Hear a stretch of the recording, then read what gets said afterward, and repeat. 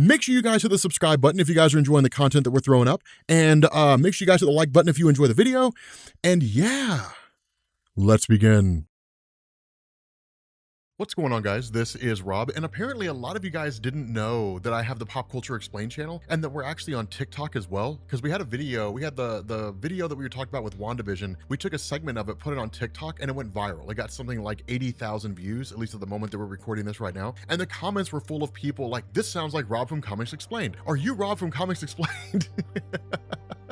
So yeah, guys, keep in mind, we have the Pop Culture Explained channel. I think right now we just crossed, I think we crossed 10,000 subscribers. I think we're at almost 10,500 now. And the TikTok's blowing up as well, right? At Pop Culture Explained on TikTok. But it's cool, man. I love doing the Pop Culture Explained channel. It's literally everything I hoped it would be. It's amazing. Plus all the WandaVision theories are fun. But we're covering the King in Black Part 3. Man, let me tell you something. Okay, here's the thing, man. Here's the thing. Okay, here's the thing. This story is legit. I don't know if you guys heard, but Donny Cates and Ryan Stegman are leaving Venom with issue number 200. They're gonna be done. And I was so disappointed because this is one of those things where I kind of wish they just write it forever, right? It's kind of disappointing to know they're gonna be leaving, but it's okay, right? All good things must come to an end, as disappointing as it may be. So what this does is this initially picks up kind of in the aftermath, right? And we get this sort of monologue, right? Now, for those of you guys who know who this monologue is coming from, please do not tell anybody because it's not coming from Thor. It's cool, but please don't tell anybody. Dude, the reveal at the end is amazing. It's absolutely amazing. But this monologue kind of tells us that, like, in the universe, there's always like a light and a dark, right? There's always opposing forces, good versus evil, light versus dark, right versus wrong. And it's one of these things that's kind of iconic of this particular character, right? Offering these just amazing monologues. And one of the things that it talks about is that on this singular world out there in this infinitely expanding universe is a young kid who lost his dad, right? A single fatherless boy. And he, of course, is referring to Dylan. But while that's going on, one of the things to keep in mind is they're literally, like, the superheroes who are there basically have their backs against the wall. Remember, like, Eddie Brock was believed to have been their ace in the hole, right? The hope was that Eddie Brock would be able to overcome Knull. Dylan does possess the ability to do it, but nobody really knows if Dylan's powers are expanded enough or if he's strong enough to be able to overcome Knull. So if he goes out there, who knows how things may go, right? But the other thing that we also know from going on from the story with Iron Man and Dr. Doom is that Tony Stark now has a symbiote armor. He's got a new suit of armor that's based on a combination of extremis and symbiote tech, right? So he can basically manipulate and seemingly control the various symbiotes of Knull, or at the very least influence them. We don't really know the full limitations of it, but we'll actually find out in the story some of the stuff that he can do. And so while that's going on, you end up having Reed Richards, who's doing a little bit of investigation on his own, in the sense that there's a character called Wraith. He doesn't really matter, but he basically gave Eddie Brock this kind of encrypted drive that has all this information and basically points to where Dylan's powers are coming from, right? So we may cover that. If you guys really want to see it, we can, but I don't really think it's important that we do. Wraith is a character who pops up from time to time. He was in like Annihilation Conquest, I think, or like Annihilation. He's one of these guys that shows up every once in a while, and Marvel just kind of uses him for exposition, and then that's it, right? So he doesn't really serve any useful purpose. But while all that's going on, they're kind of investigating, they're trying to figure things out. What's left of the superhuman community? You've got Iron Man, you've got Magneto, you've got Charles Xavier. So basically, Iron Man and then the mutants on Krakoa. You've got Namor the Submariner, you've got Carol Danvers, you've got Susan Storm, who are all basically talking to Reed. And the reality is they're only some of the few that are left, right? You've got Susan Storm alongside Blade, and she's of course using her force field to hold off these symbiote guys as best she can. That Blade's got his vampire army that's fighting these guys off as best they can. But at the end of the day, it's only really a stopgap measure, because this is really just a battle of attrition. That's all it is, right? The forces of Knull number in the millions, if not the billions at this point, because the symbiotes are just bonding to so many people all over the world. And so fighting against such overwhelming odds pushes people's powers to the extreme. As strong as Susan Storm is with her force field, she can't hold it forever. Now, if I'm being honest with you guys, I feel like this is a little bit of inconsistency with her character, right? Because if we read Jonathan Hickman's Fantastic Four, you guys remember that in that story, she held her force field up against the power of the Celestials. These are basically guys bonded to symbiotes, right? So it stands to reason if we take that ability, her ability to withstand the power of Celestials, and bring it here, then she should be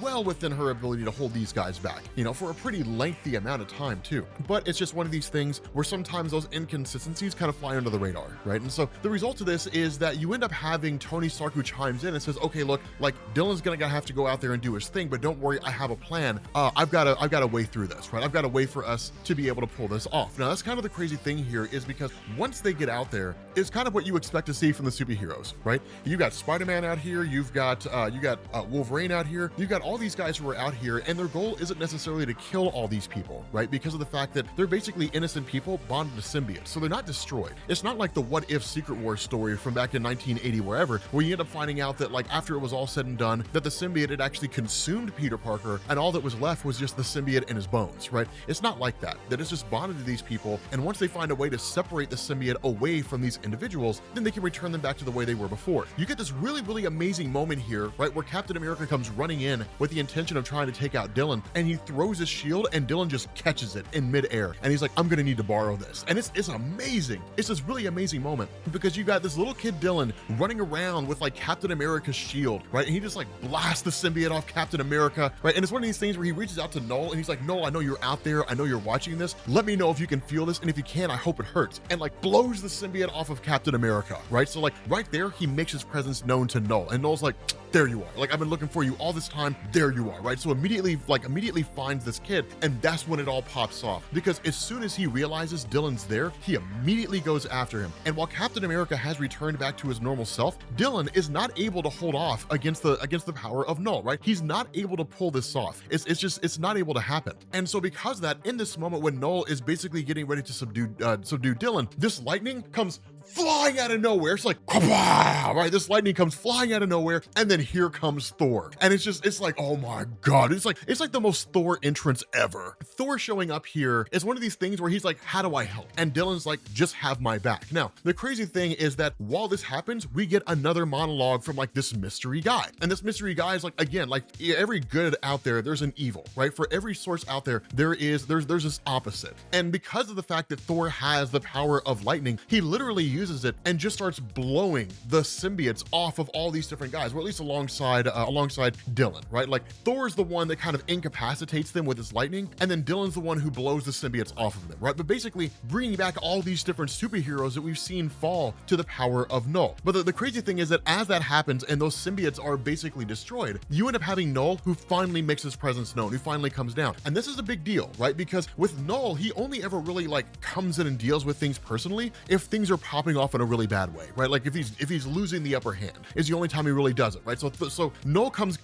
like showing up here and immediately starts talking trash, right? Because at a previous point in time, Thor had destroyed one of the Grendel dragons of Knull, which is how Knull became aware of who Thor was. Now, they've never really encountered each other properly before. They've never actually met. This is the first time they're actually meeting each other. But the crazy thing is Knull starts going on this rant about, you know, I'm a god from the void and all that kind of stuff, a king of the abyss and so on. And he's like, I am, and Thor's like, quiet, right? Like, I'm the last person that you're ever going to impress with your pitiful, stupid titles, so you may as well stop now, right? Like, you're a god, you're a king, that's cool, so am I. And like the two of them just go crashing headlong into each other. The crazy thing about that is, again, we're talking about Knull. This is a guy who subdued Celestials. He's not your villain of the week, right? So as powerful as Thor is, he's subdued immediately. And what this shows us is that with regards to the power of Knull, he transcends the abilities of a Skyfather, right? Like the Thor Force, the equivalent of the Odin Force for Thor, that kind of a thing. How this translates to whether or not Knull will be able to defeat Odin, don't really know, right? We don't have an answer to that. Somebody would have to write that comic in order to give us an answer. Otherwise, we're just cooking the books, right? We're just making up things and so on, and I'm not really a huge fan of that. But it's one of these crazy situations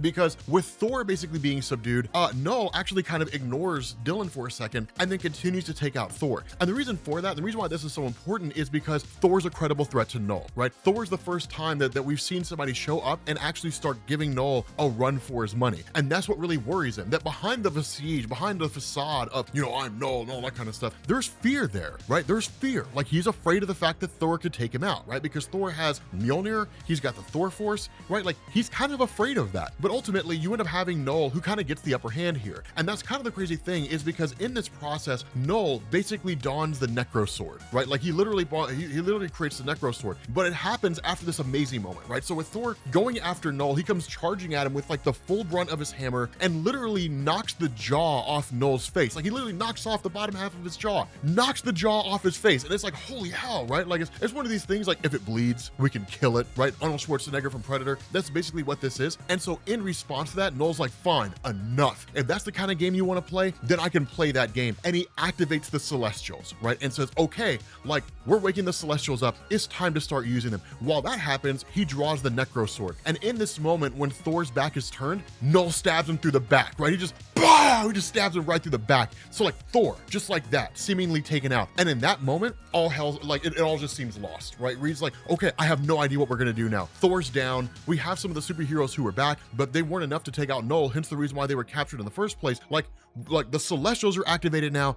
What do we do here? Cue Iron Man, right? Iron Man comes swooping in with his literally with his suit. And it's one of these things where he's like, because this is a blend between the symbiotes and extremis, I can basically create my own symbiotes now, right? And that's what he does. He creates like this giant dragon. He's like, I can just create my own thing, right? This symbiote does whatever I command it to, right? It does whatever it is that I want it to. And so he's like, what I'm gonna do is I'm gonna come in there as fast as I can. But at the end of the day, like I'm just gonna take over one of these Celestials, right? I'm gonna take over a Celestial armor using my symbiote suit, and then I'm basically gonna beat up the other Celestial. Iron Man basically creates his own Celestial Buster armor. That's crazy, right? Like it's the craziest thing, right? To literally take over an entire Celestial and then use them for your own ends, right? Like you guys see how ridiculously epic this story is, dude. It's nuts. I told you guys, Donny Cates, man, this guy is a wizard. When it comes to writing stories, this guy is nuts. It's absolutely bonkers. But that's kind of the crazy thing, is that with Thor incapacitated, kind of, you know, essentially down for the count, that you end up having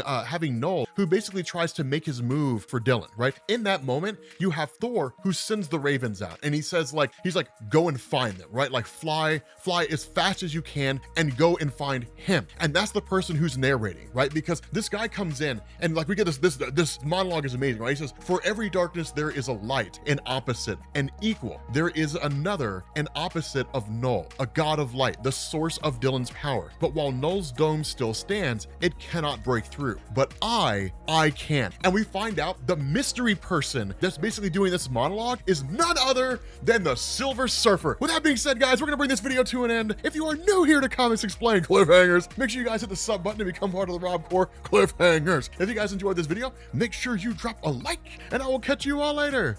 Peace. I love leaving you guys on cliffhangers. I know I'm terrible. I know I'm a horrible person, but I love doing it.